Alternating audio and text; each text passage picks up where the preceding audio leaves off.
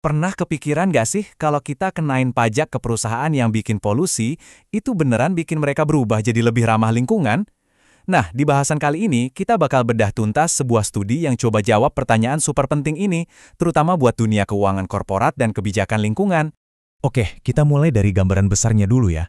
Kita punya masalah global yang serius banget. Polusi industri dan emisi karbon yang nggak ada habisnya. Ini udah jadi PR besar buat pemerintah dan perusahaan di seluruh dunia selama bertahun-tahun. Terus pertanyaannya, gimana caranya maksa perusahaan-perusahaan raksasa ini buat lebih peduli sama lingkungan? Udah puluhan tahun idenya sama, yaitu dengan menekan mereka di titik yang paling terasa, kantong mereka.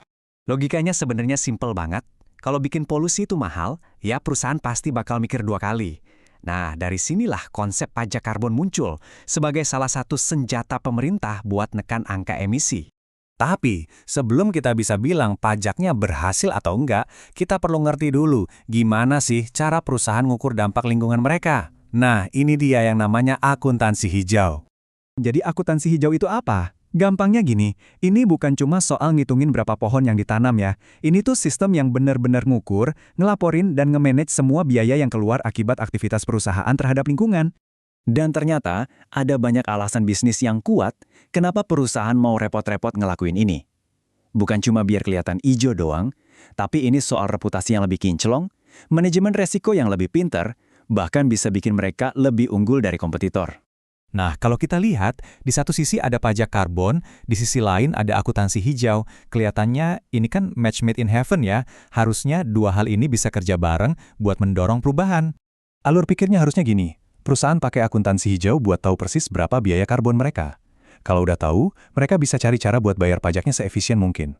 Hasilnya, mereka jadi lebih transparan dan efisien. Kelihatannya sih, udah pasti berhasil kan? Tapi kan itu teori, gimana kenyataannya di lapangan? Nah, sekarang waktunya kita lihat apa kata data.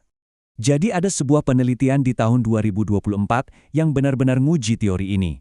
Mereka ngambil laporan keuangan dan lingkungan dari perusahaan-perusahaan besar buat ngecek adakah sih hubungan nyata antara kebijakan pajak karbon sama penerapan akuntansi hijau? Ini dia. Ini adalah tabel data kunci dari penelitian mereka. Dan di antara semua angka ini, ada satu statistik yang, benar-benar menceritakan hampir semuanya. Angkanya cuma segini, 5,8%. Kecil banget kan? Terus artinya apa sih angka sekecil ini? Nah, ini dia intinya. Ternyata, pajak karbon itu cuma bisa ngejelasin 5,8% dari alasan kenapa perusahaan-perusahaan itu menerapkan akuntansi hijau. Dengan kata lain, pengaruhnya kecil banget. Hubungannya ternyata sangat lemah. Hasil ini, jujur aja, cukup mengejutkan. Ini seolah-olah nantang semua asumsi yang selama ini kita pegang soal akuntansi dan kebijakan lingkungan. Penelitiannya sendiri ngomong terus terang. Mereka menyimpulkan dengan sangat jelas bahwa dari data yang mereka punya, hubungan signifikan antara pajak karbon dan akuntansi hijau itu, nggak ada. Jadi kelihatan banget kan bedanya antara ekspektasi dan realita. Kita mikirnya pajak itu bakal jadi cambuk yang maksa perusahaan berubah. Kenyataannya, data dalam studi ini nunjukin cerita yang berbeda. Tunggu dulu, ini bukan berarti pajak karbon itu gagal total ya. Tapi ini nunjukin kalau mendorong perusahaan, apalagi perusahaan multinasional yang super kompleks, buat jadi hijau itu ternyata jauh lebih rumit daripada sekedar nerapin satu jenis pajak. Nah, ini jadi pertanyaan besar buat kita semua. Kalau bukan pajak pendorong utamanya, terus apa dong? Tekanan dari kalian sebagai konsumen? Atau tuntutan investor? Atau mungkin cuma soal citra merek? Ini nih pertanyaan krusial yang harus dijawab sama generasi akuntan dan pemimpin bisnis masa depan.